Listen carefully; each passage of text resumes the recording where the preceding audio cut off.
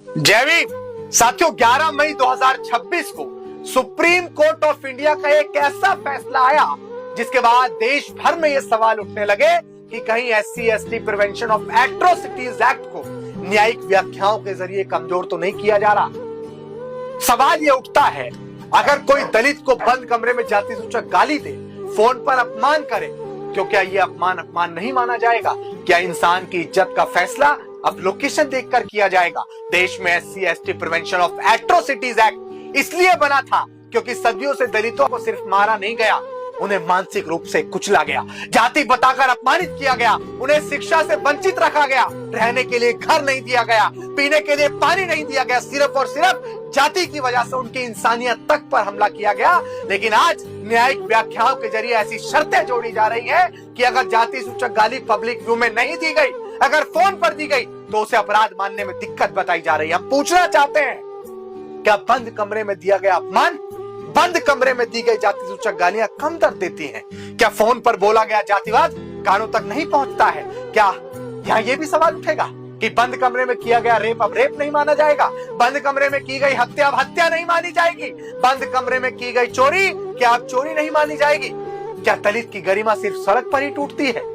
Baba Saheb doctor Bhimrao Ambedkar ने संविधान इसलिए लिखा था कि न्याय सिर्फ दिखाई देने वाली जगहों पर सीमित न रह जाए। संविधान ने हर नागरिक को सम्मान से जीने का अधिकार दिया है। अगर व्यक्ति डराकर, अकेले, फोन पर, ऑफिस में, खेत में, फैक्ट्री में जाति सूचक शब्द बोलते हैं, तो उसका उद्देश्य क्या होता है? उसका उद्देश्य आपका अपमान करना होता है, उसका उद्देश्य दबाव बनाना होता है, उसका उद्देश्य जातिगत कुंठा होती है, जातीय श्रेष्ठता दिखाना होता है। फिर कानून उस पीड़ा को क्यों नहीं देखता?